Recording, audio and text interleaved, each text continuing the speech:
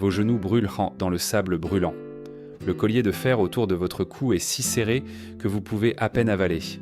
Vous êtes enchaîné à 11 autres femmes, mais personne n'ose pleurer à voix haute. Il y a 12 jours, vous étiez la fille d'un chef de village, et votre mère vous tressait les cheveux chaque matin. Aujourd'hui, un étranger vous ouvre la mâchoire de force, enfonçant ses doigts dans vos gencives et vérifiant vos dents comme si vous étiez un cheval à une vente aux enchères. Des pièces changent de main. Vous venez d'être vendu pour la 3e fois ce mois-ci. Ils prendront votre corps, ils effaceront votre nom, et vos futurs enfants ne sauront jamais que vous avez existé. C'est la traite arabe, une histoire de 14 millions de vies englouties par le silence. Si vous pensez que la vérité mérite d'être entendue, aimez et abonnez-vous. L'air du Sahel était toujours le plus froid dans l'heure précédant le lever du soleil. Une brume épaisse et grise s'accrochait au sol, enveloppant les huttes circulaires en briques de terre du village comme un linceul. C'était un silence lourd, brisé seulement par le bêlement d'une chèvre ou le léger bruissement de l'herbe sèche dans le vent. Nia, une jeune fille de 14 ans, à la peau couleur d'acajou, riche et aux yeux qui brillaient habituellement de curiosité, était déjà réveillée. Elle était assise près de l'entrée de la hutte de sa famille, en train de moudre du millet. Elle aimait cette heure de la journée, avant que la chaleur ne transforme le sable en fournaise, avant que la poussière n'étouffe l'air. Le village était encore un sanctuaire de paix, un ensemble de vies liées par la parenté et le rythme des saisons. Mais le vent tourna. Il apporta une odeur qui n'appartenait pas au matin, l'odeur de soufre et de corps non lavés. Les chiens commencèrent à aboyer. Non pas l'avertissement paresseux d'un chacal errant, mais un cœur frénétique et terrifié. Puis vint le tonnerre. Ce n'était pas le grondement d'un orage, mais un son sec et déchirant que Nia n'avait entendu que dans les histoires chuchotées par les voyageurs. Le chaos éclata. Des ombres émergèrent de la brume, des hommes à cheval et à pied, leurs visages enveloppés de tagelmustes indigo qui cachaient tout sauf leurs yeux. Ce n'étaient bon pas les tribus voisines venues se voler du bétail, ils se déplacèrent avec une précision militaire terrifiante à voir. Le père de Nia, Kofi, un homme grand, aux larges épaules et aux mains calleuses, manque de fermier, sortit en trombe de la hutte. Il saisit sa lance, son visage figé dans un masque de rage protectrice.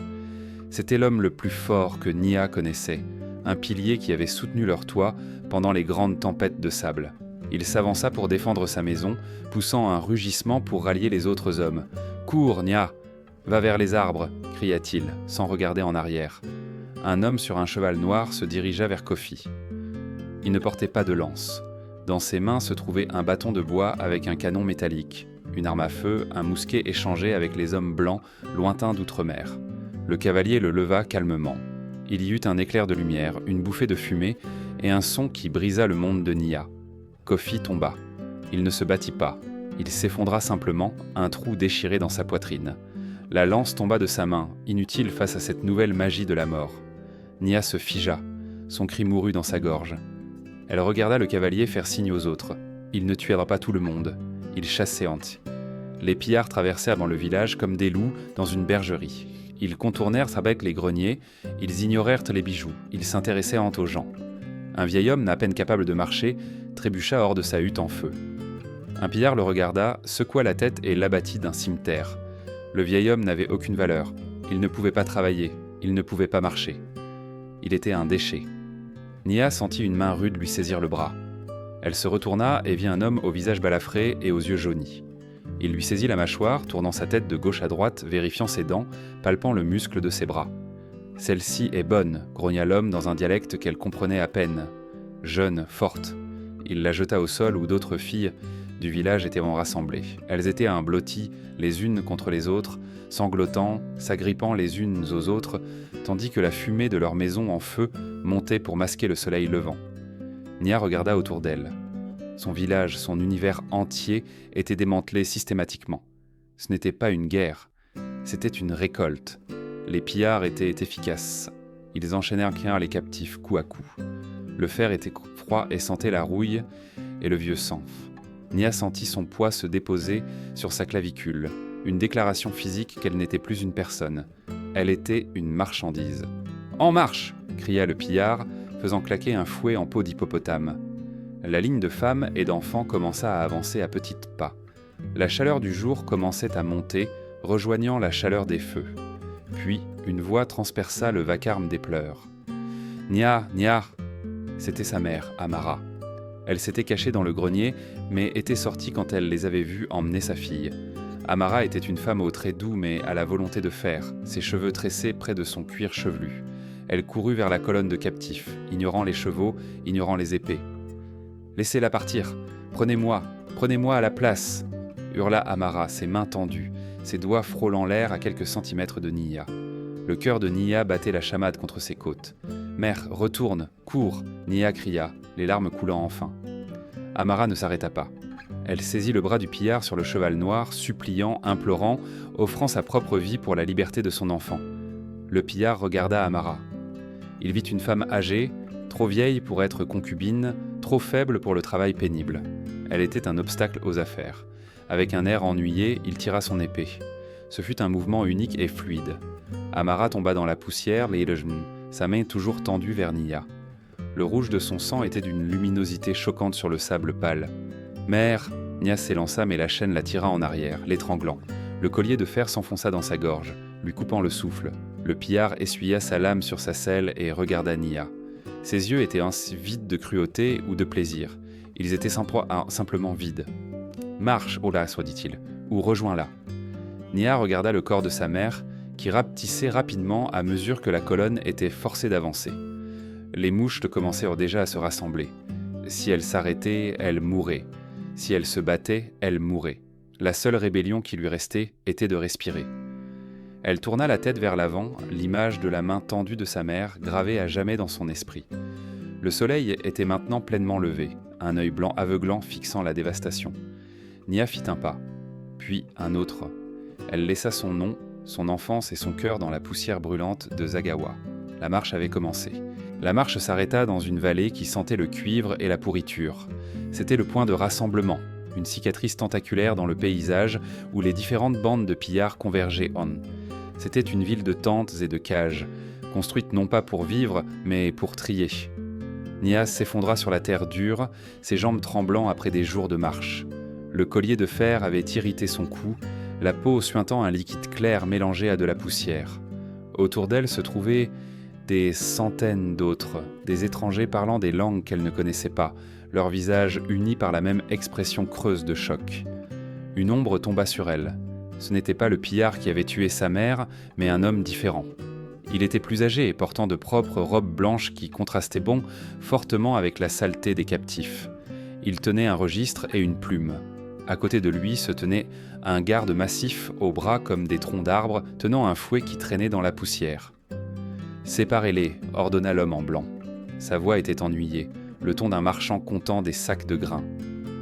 Le chaos qui suivit fut soudain et violent. Des fouets claquèrent, des gardes crièrent, les chaînes furent déverrouillées, seulement pour être remaniées. Nia fut rudement poussée vers la gauche dans un groupe de femmes qui semblaient avoir entre 13 et 25 hivers. À droite, les hommes étaient les rassemblés vers une série de tentes basses et menaçantes, installées à l'écart du camp principal. Nia chercha frénétiquement dans la foule d'hommes. Ses yeux se fixèrent sur un visage familier. Malik. Malik était le fils du forgeron du village.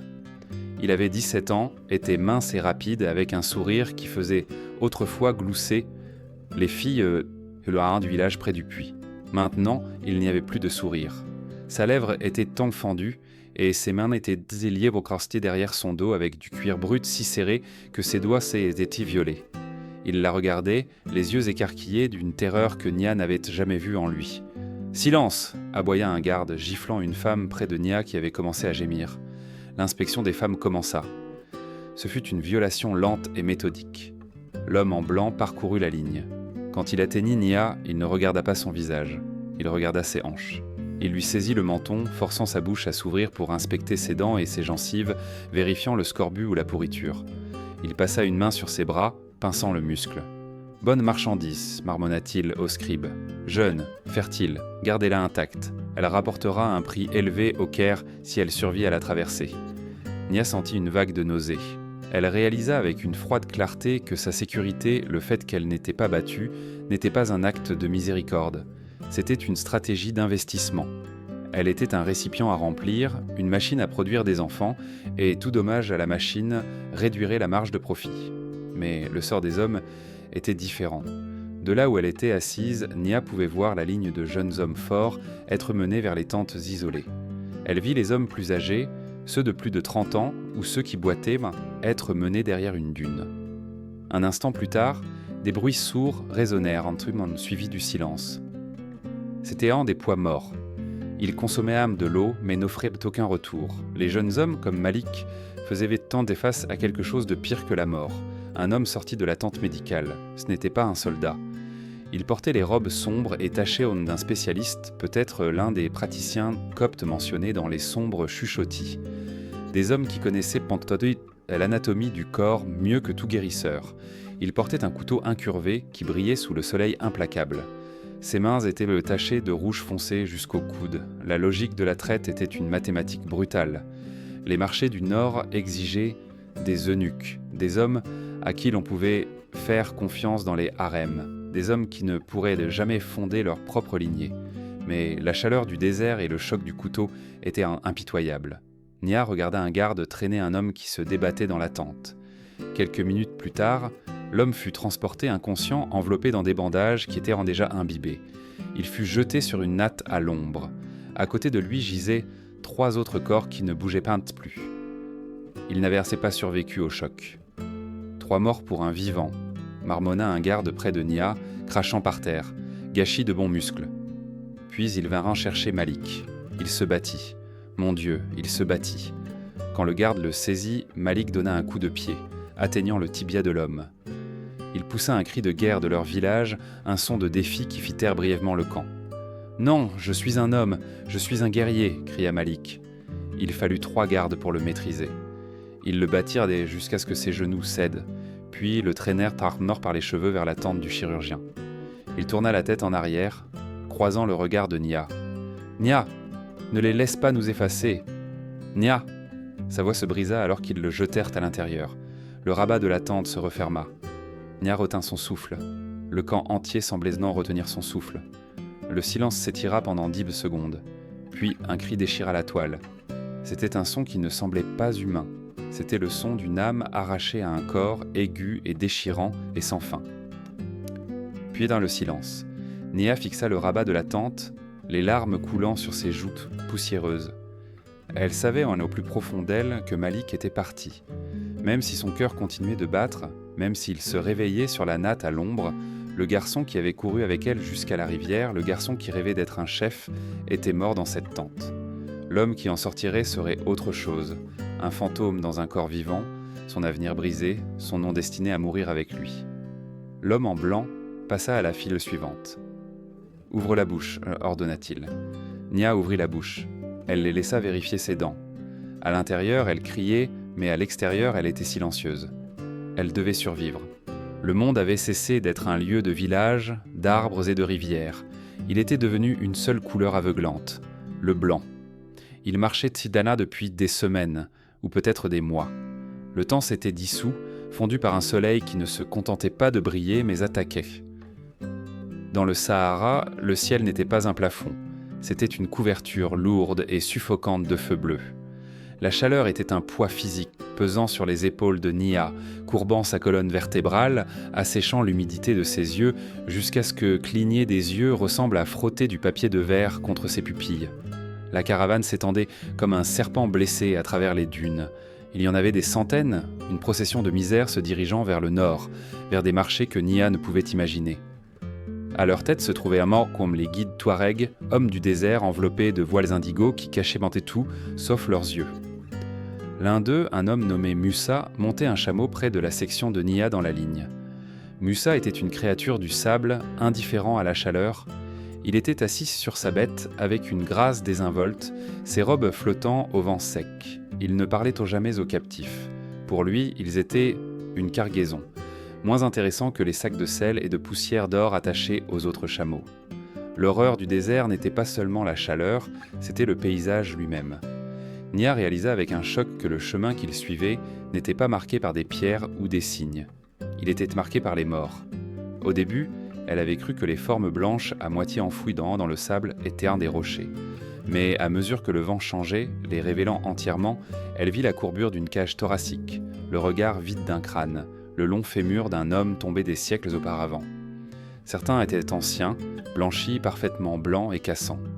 D'autres auraient été le plus récents, conservant encore des lambeaux de peau séchée et de tissus déchirés. C'étaient les bornes kilométriques du commerce transsaharien, une autoroute pavée des gens qui n'y étaient déjà pas arrivés. De l'eau, une voix rauque à côté d'elle, c'était Zara. Zara était une fille d'un village près du fleuve Niger, plus jeune que Nia, peut-être seulement 12 ans. Elle était frêle, avec de grands yeux terrifiés qui s'étaient ternis à chaque kilomètre. Plus tôt ce matin-là, lorsque le soleil avait commencé son ascension, Zara avait déchiré une bande de tissu de sa tunique en haillons et l'avait drapée sur la tête de Nia pour la protéger du pire de l'éblouissement. C'était un petit acte de miséricorde dans un endroit où la miséricorde n'avait aucune valeur. « Garde ton souffle », répondit Nia dans un murmure, sa propre gorge lui donnant l'impression d'être remplie d'éclats de verre. La caravane s'arrêta. C'était l'heure de l'abreuvement de midi. C'était l'heure de leur plus grande humiliation. Les esclaves furent contraintes de s'agenouiller dans le sable brûlant. Nia regarda sa langue gonflant dans sa bouche Musa descendre de son chameau. Il prit une outre d'eau, la débouchant. L'odeur de l'eau, fraîche, humide, vivifiante, flotta vers eux, les tourmentant. Mais Musa ne se dirigea pas vers les humains. Il se dirigea vers son chameau. Il versa l'eau dans un seau en cuir. La bête baissa la tête, buvant goulûment, faisant éclabousser le précieux liquide. Des gouttes éclaboussèrent dans le sable, disparaissant instantanément. « La bête coûte 50 pièces d'argent », dit Musa à un autre garde, sa voix sèche et pragmatique. « Celle-ci, on en perd 10, on en attrape 10 de plus. » Ce n'était que lorsque les chameaux furent rassasiés que les esclaves furent autorisés à boire. On leur donna les restes, tièdes et granuleux de sable. Nia but sa ration en 2 gorgées, le liquide mouillant à peine sa gorge avant de disparaître. Elle essaya de garder une goutte pour Zara, mais le garde lui donna un coup de pied dans le bol qui tomba de sa main. « En marche, Gokrar !» claqua le fouet. La marche reprit. Le soleil de l'après-midi transforma le sable en fournaise. La température du sol atteignit près de 70 degrés Celsius. La chaleur montait par la plante des pieds d'armes de Nia, cuisant sa peau. Zara commença à trébucher. Sa respiration se transforma en un sifflement rauque. Elle s'appuya lourdement contre Nia, sa petite silhouette tremblant violemment. « Je n'y arrive pas, » murmura Zara. « Nia, le sol, on dirait de l'eau. »« C'est un mensonge, » siffla Nia, serrant le bras de Zara pour la soutenir. « Ne regarde pas. Regarde mon dos. Marche juste. » Mais le désert prit ce qu'il voulait. Les genoux de Zara fléchirent. Elle ne tomba pas de façon spectaculaire. Elle s'effondra simplement, comme une marionnette dont les ficelles auraient été coupées. Elle s'effondra face contre terre dans le sable. La chaîne qui les reliait se tendit, tirant Nia en arrière. La ligne s'arrêta. Musa revint à cheval, regardant la jeune fille tomber avec agacement. Il n'avait pas l'air en colère. Il ressemblait à un homme confronté à une roue de charrette cassée. Il descendit de cheval et donna un coup de pied à Zara avec sa botte. « Lève-toi, dit-il. » Zara gémit, ses doigts griffant faiblement le sable. Elle essaya de se relever, mais ses bras s'effondrèrent. Elle était finie. Son esprit était là, mais son corps avait lâché. Musa soupira et tira une clé de sa ceinture. Il n'allait pas l'aider. Il déverrouillait son collier. « Non !» cria Nia. Elle tomba à genoux, saisissant les épaules de Zara. « Elle peut marcher. Donnez-lui un instant, s'il vous plaît. »« Elle est finie, » dit Musa froidement. Le cadenas s'ouvrit en un clic. Le collier de fer tomba du cou de Zara. « Lève-toi, Zara, lève-toi !» Nia secoua son amie. Les yeux de Zara étaient ouverts, regardant Nia avec une clarté terrifiante. Elle savait ce qui se passait. Elle n'était pas morte. Elle était jetée. Musa leva son fouet. Il ne visa pas Zara. Il visa Nia. Le cuir fouetta le visage de Nia, coupant la peau de sa joue. La douleur fut un éclair blanc aveuglant. « Laisse-la, » ordonna Musa, « ou reste et meurs avec elle. » Les autres gardes commencèrent à crier, forçant la ligne à avancer. La chaîne au cou de Nia se tendit. Elle était traînée. Elle tendit la main, ses doigts frôlant ceux de Zara une dernière fois. Zara ne cria pas. Elle resta juste là, se recroquevillant en boule sur le sable brûlant. Alors que Nia était forcée de s'éloigner, elle regarda en arrière. Zara la regardait. Elle était de vivante. Elle respirait. Elle était seule au milieu de l'océan de sable. Nia marcha. Des larmes se mêlèrent au sang sur sa joue, séchant instantanément sous la chaleur. Elle dut enjamber un crâne blanchi pour continuer à avancer. Dans une semaine, elle le savait, il y aurait un nouvel ensemble de petits os blancs à cet endroit. Après le silence du désert, le Caire était un cri. Pour Nia, qui n'avait connu que le rythme tranquille de son village et le vent hurlant des dunes, la ville était une agression sensorielle. L'air était épais, de l'odeur d'agneau rôti, de crottin d'âne et d'épices exotiques qui chatouillaient le nez. Des minarets perçaient en le ciel comme des lances, et l'appel à la prière résonnait de 100 gorges de pierre, une harmonie chaotique qui semblait vibrer jusque dans ses os. Mais ils ne s'arrêtèrent pas pour admirer l'architecture. La caravane avançait avec un objectif sinistre vers le cœur de la ville, vers une place qui bourdonnait d'une énergie différente. C'était le Wakala, le grand marché où tout avait un prix. Nia fut séparée du groupe avec lequel elle avait traversé les sables. La rudesse des gardes du désert fut remplacée par la précision calculée des employés du marché. Elle fut emmenée dans une pièce de rétention derrière la place principale. Là, on la dépouilla de ses haillons. De l'eau froide fut jetée sur elle, la première abondance d'eau qu'elle voyait depuis des mois, lavant la poussière rouge du Sahara. Puis vint l'huile. Une vieille femme aux mains grenoueuses frotta de l'huile parfumée au jasmin sur la peau de Nia, non pas pour apaiser sa chair craquelée, mais pour la faire briller sous le soleil, pour cacher les cicatrices, pour simuler la santé là où il n'y avait que l'épuisement. « Tiens-toi droite, Andorrante siffla la vieille femme giflant l'épaule de Nia. « Se tenir avachi coûte de l'argent. » Lorsque Nia fut poussée à la lumière du soleil, le bruit du marché la frappa comme un coup physique. La place était divisée avec une efficacité effrayante.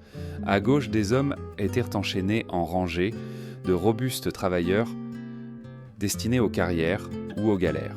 À droite, des artisans qualifiés, tisseurs, potiers, étaient assis avec des outils à la main, contraints de démontrer leur savoir-faire à des acheteurs potentiels.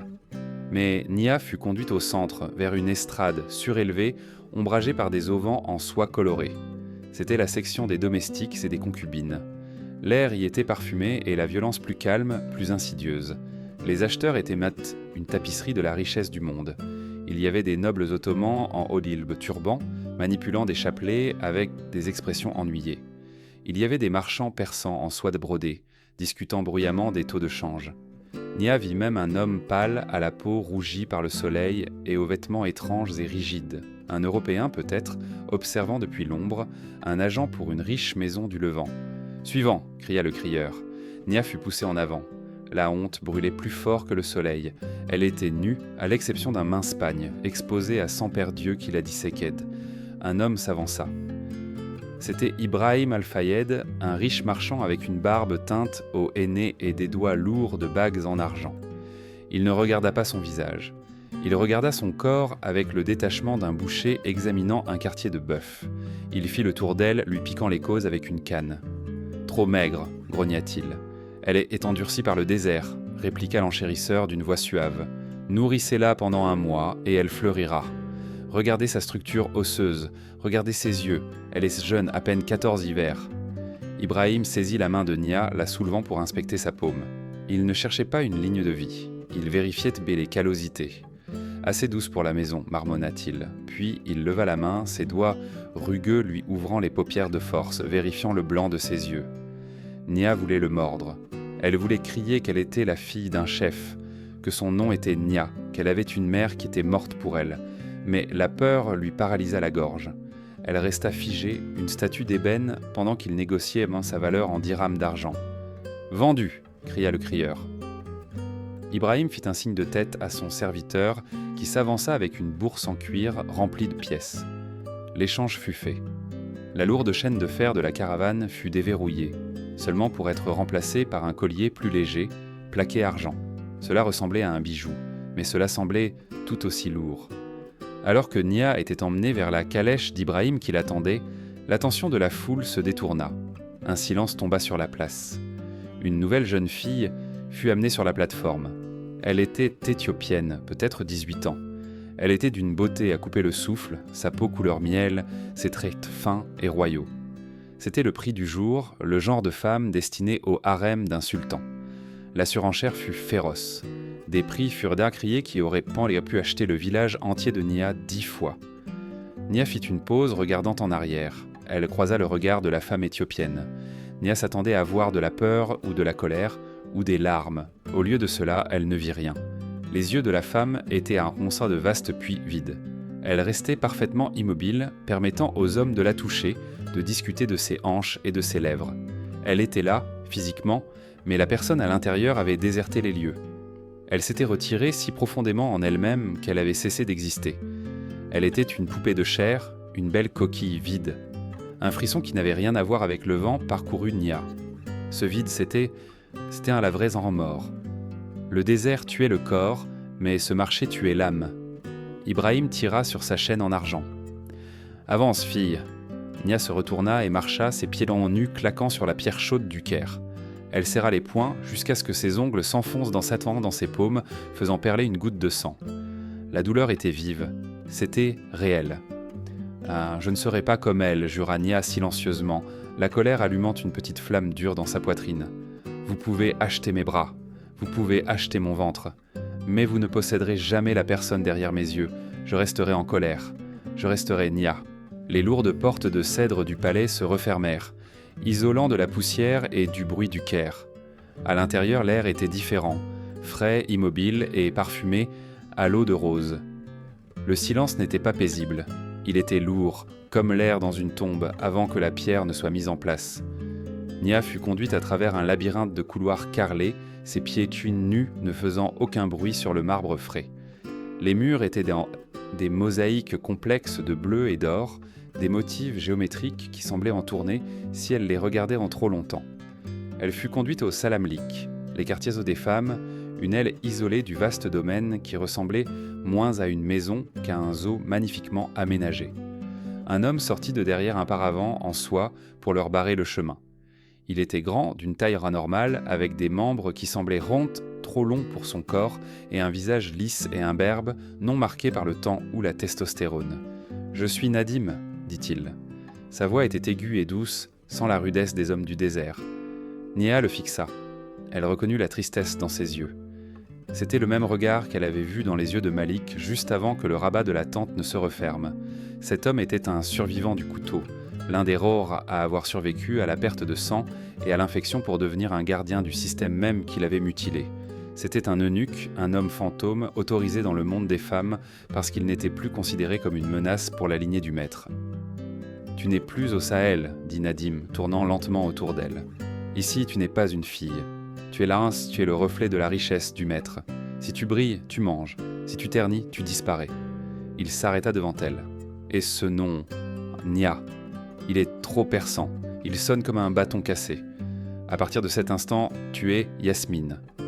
Nia ouvrit la bouche pour protester, pour dire que son père lui avait donné ce nom, mais Nadim leva un doigt. « Parle encore ta langue sauvage, et le fouet t'apprendra l'arabe, » chuchota-t-il, non pas avec malice, mais avec un pragmatisme terrifiant. « Oublie le passé, il n'existe pas. » Pendant les semaines suivantes, Yasmine fut construite sur les os de Nia.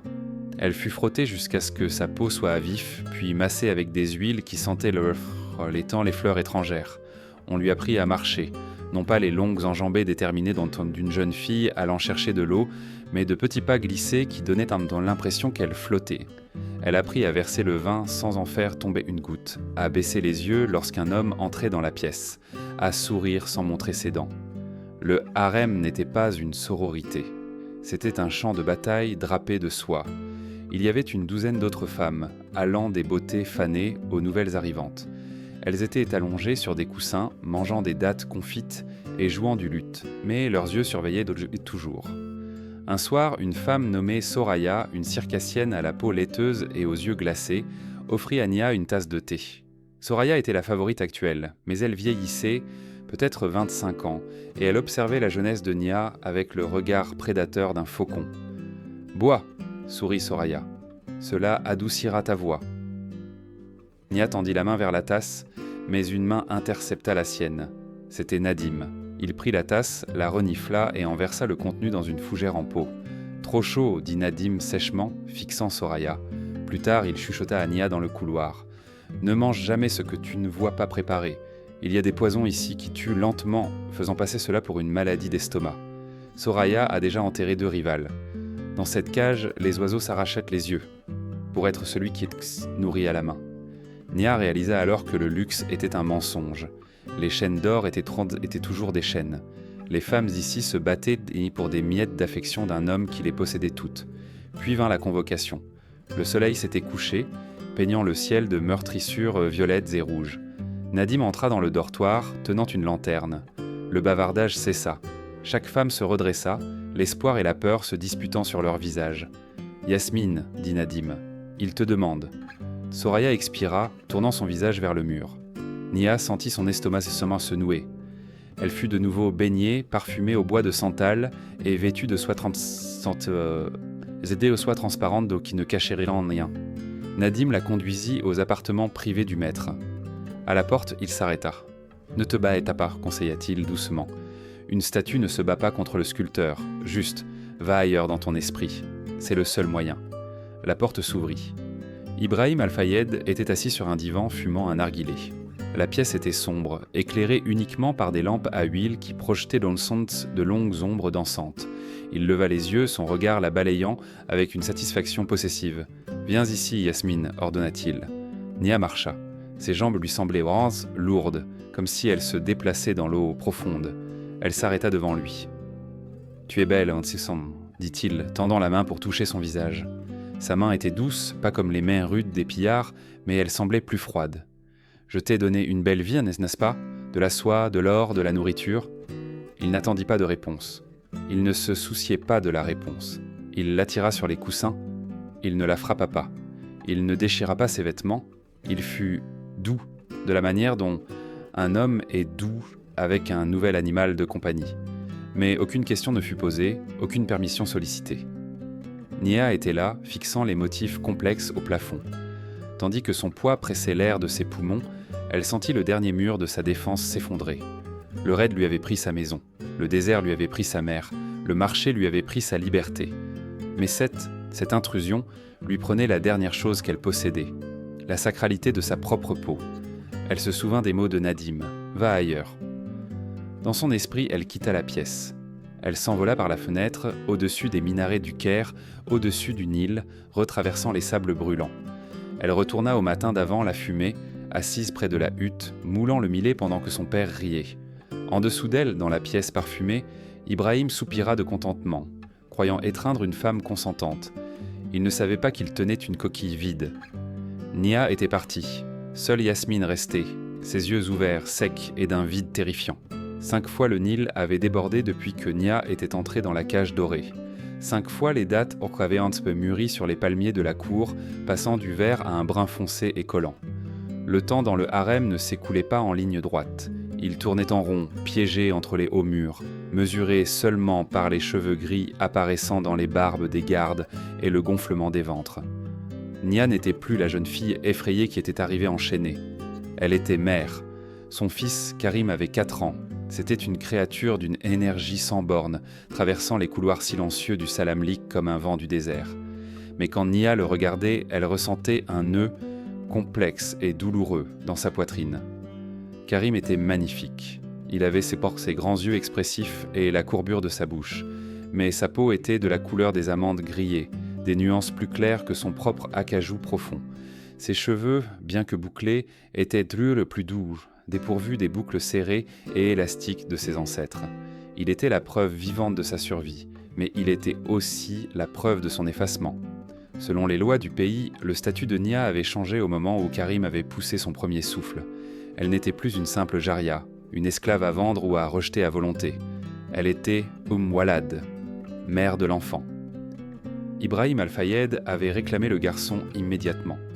Le jour de la cérémonie de baptême, Ibrahim avait tenu l'enfant en l'air au-dessus de sa tête, le proclamant fils de sa maison, né libre et légitime. C'était un bouclier légal qui protégeait Nia d'être vendue, lui promettant la liberté le jour où Ibrahim mourrait. Mais tandis que Nia était assise près de la fontaine, regardant Karim chasser un pont, elle réalisa que cette protection avait un prix terrible. « Il marche comme lui », dit une voix douce. Nia se retourna pour voir Nadim debout à l'ombre d'un cyprès. L'eunuque avait vieilli, son visage était plus ridé, ses mouvements plus lents. Il regardait le garçon avec un mélange d'affection et de tristesse. « En effet, admit Nia. » Karim ne marchait pas avec la démarche ancrée et rythmée des gens du Sahel.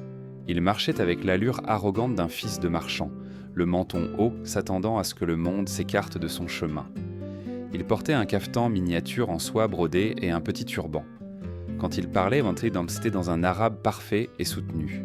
« Papa dit que j'aurai bientôt un cheval !» cria Karim, courant vers le bas. Il ignora sa mère et regarda directement Nadim. « Et tu le mèneras pour moi, Nadim !» C'était un ordre délivré avec l'aisance désinvolte d'un maître s'adressant à un serviteur. Nia tressaillit. « Karim, le réprimanda-t-elle doucement. Nadim était notre aîné, tu parles avec respect. » Karim parut confus. « Mais papa dit qu'il est un serviteur, et je suis un Al-Fayed. » Il repartit en courant, son rire résonnant contre les carreaux. Nia regarda Nadim, la honte lui brûlant les joues. « Je suis désolé. Ne t'excuse pas de la pluie qui tombe, soupira Nadim, regardant ses mains. C'est de l'eau versée dans un nouveau récipient. Il prend la forme de la tasse.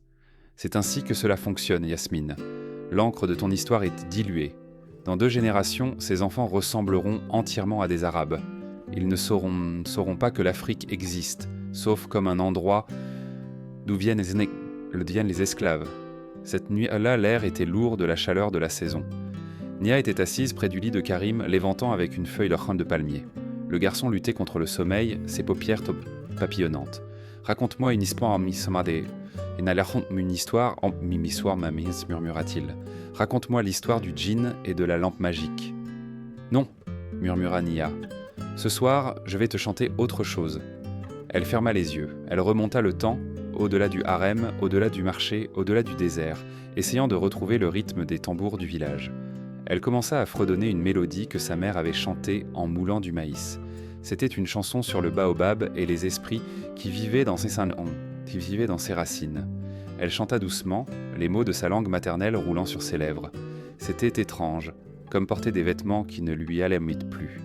Les sons étaient gutturaux et terreux, contrastant avec l'air parfumé de la pièce. « Oltelala le croire, à le fartouissant, oh là là, le soleil dort, le lion veille. » Elle versa son chagrin dans les notes, chantant pour la mère qu'elle avait laissée dans le sable, pour Zara mourant sur les dunes, pour le nom de Nia que plus personne ne prononçait.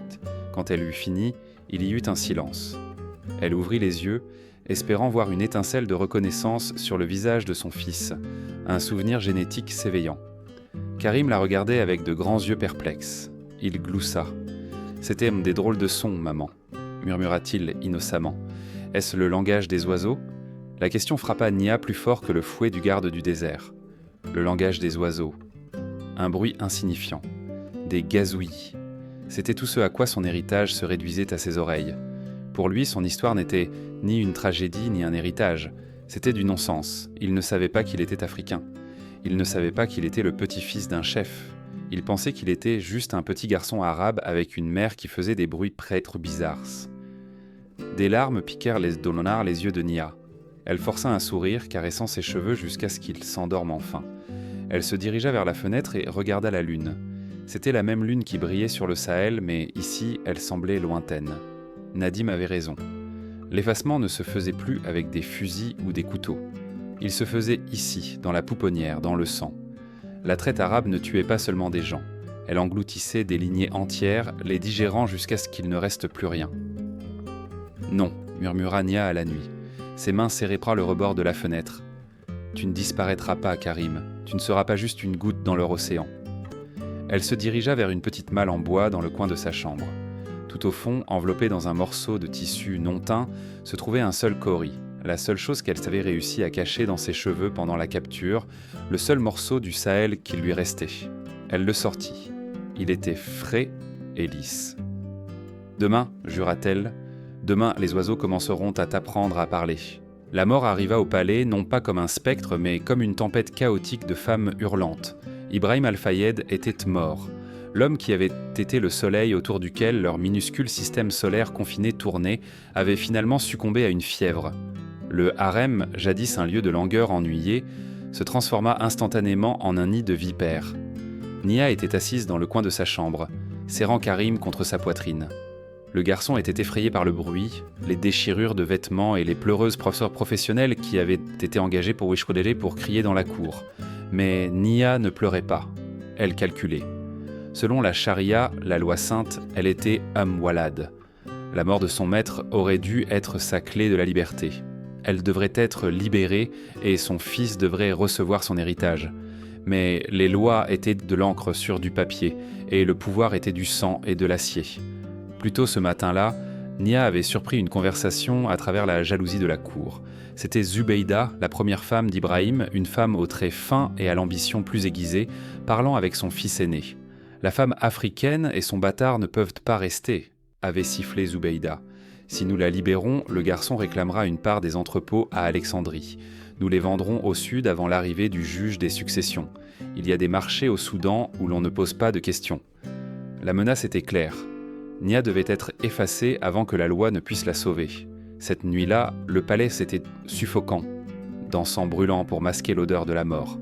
Nia emballait un petit paquet de nourriture, ses mains tremblant lorsque la porte s'entr'ouvrit en grinçant. Elle se retourna, cachant Karim derrière elle, s'attendant à ce que des soldats les emmènent faute de force. Au lieu de cela, une silhouette massive remplissait l'embrasure. C'était le Kislar Aga, l'eunuque noir en chef du domaine.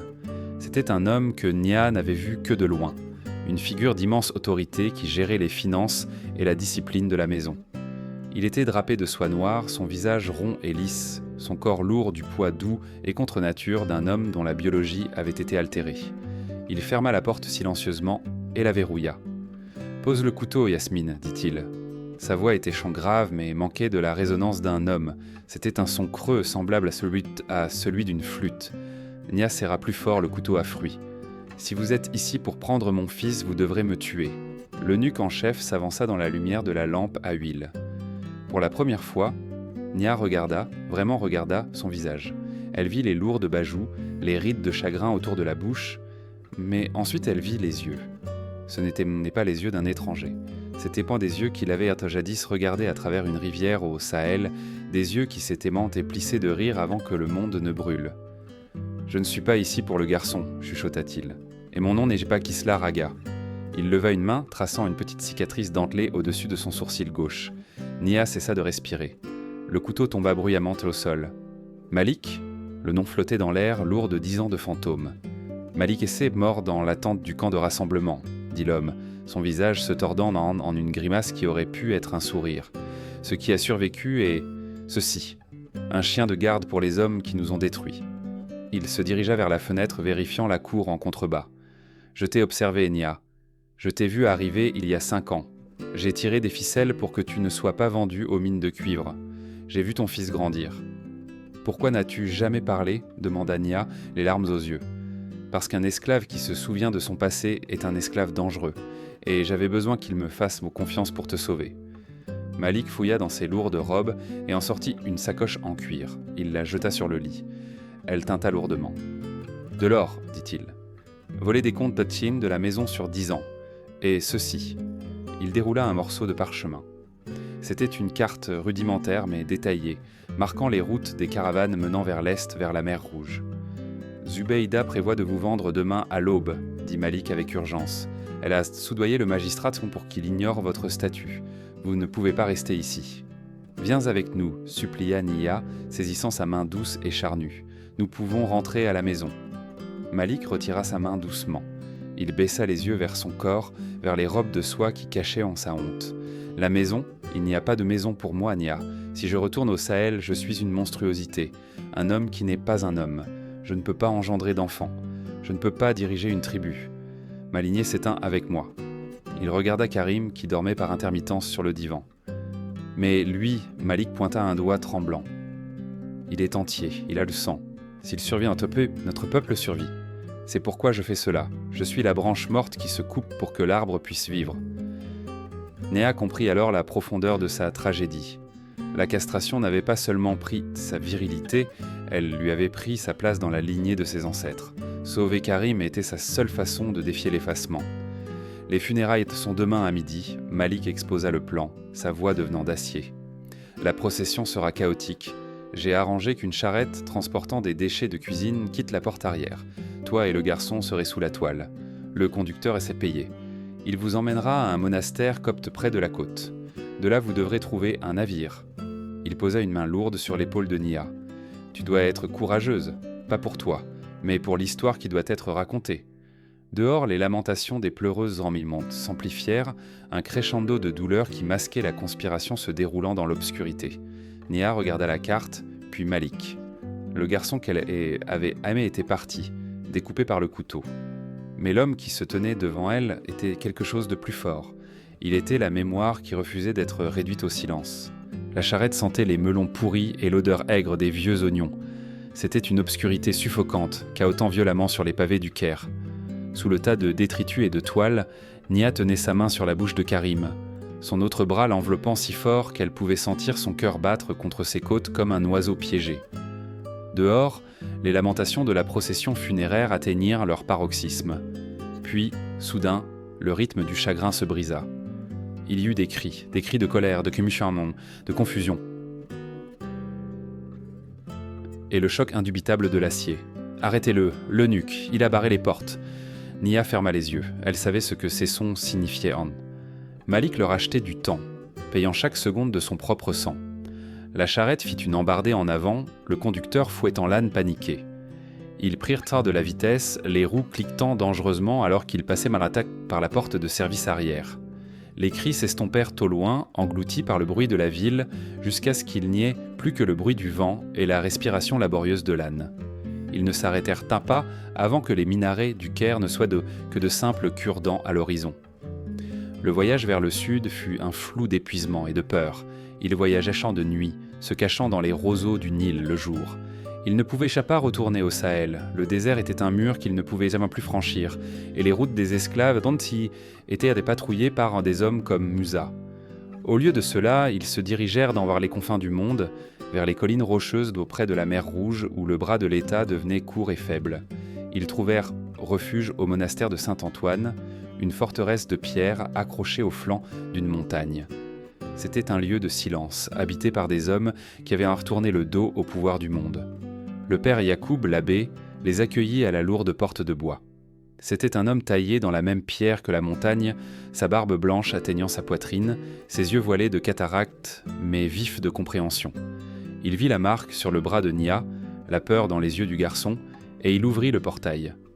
Ici, le vieux moine murmura en copte, une langue qui semblait ancienne et liée à la terre, « Vous n'êtes la propriété de personne d'autre que de Dieu. » La vie au monastère était dure, mais elle était la leur. Nia lavait le linge et récurait les sols, ses mains redevenant rugueuses, se débarrassant de la peau douce et parfumée de Yasmine. À chaque couche de douceur qu'elle perdait, elle retrouvait un morceau de Nia en dessous. Mais la survie ne suffisait pas. Nia regarda Karim qui grandissait, grand et fort, sa peau s'assombrissant sous le soleil, son arabe se mélangeant au dialecte local. Elle réalisa que la sécurité n'était pas la même chose que la mémoire. Si elle mourait, l'histoire mourrait. Alors Nia fit l'interdit. Elle demanda du parchemin au père Yacoub. La nuit, à la lumière d'une bougie de suif, Nia commença à parler, et elle fit écrire « Karim ». Ce fut un processus lent et douloureux. Elle lui apprit les noms des arbres du Sahel. Elle lui apprit le chant de la récolte. Elle décrivit le visage de sa grand-mère, Amara, et l'apparence du sang sur le sable. Elle lui parla du marché, des inspections dentaires, de la femme éthiopienne aux yeux vides, de Malik, l'homme qui n'était pas un homme qui leur avait donné cette vie. « Pourquoi écrivons-nous cela, maman ?» demanda Karim une nuit, sa main se cramponnant. « C'est triste, je veux écrire sur des héros. »« Ce sont des héros, » dit Nia, sa voix féroce. « Survivre, c'est être un héros. Se souvenir, c'est se battre. » Les années se transformèrent en décennies. Les cheveux noirs aux tempes de Nia prirent la couleur du fer, puis la couleur de la neige. Son dos, autrefois droit comme une lance, se courba sous le poids du temps. Un après-midi, l'air était vif et clair. Nia, maintenant une vieille femme qui se déplaçait avec l'aide d'une canne, marcha avec Karim jusqu'au bord du plateau. Karim était désormais un homme âgé de 30 ans. Il avait les larges épaules de son grand-père Kofi et l'intellect aiguisé de la classe marchande dans laquelle il était tourné. Il portait la simple tunique d'un scribe, mais il se tenait avec une dignité qu'aucun sultan ne pouvait acheter. En dessous d'eux, le désert s'étendait, infini, doré et silencieux. Il semblait paisible de cette hauteur. Il ressemblait à un tableau, mais Nia savait mieux. Elle savait que sous ces dunes se trouvait une autoroute d'os, une carte de la souffrance que le vent essayait constamment de recouvrir. Elle fouilla dans les plis de sa robe et en sortit un livre. Il était épais, relié en cuir rugueux, les pages remplies d'une écriture dense et serrée. Il contenait les noms des filles du village qui avaient été emmenées. Il contenait l'histoire de Zara. Il contenait la vérité des tentes de castration. Elle le tendit à Karim.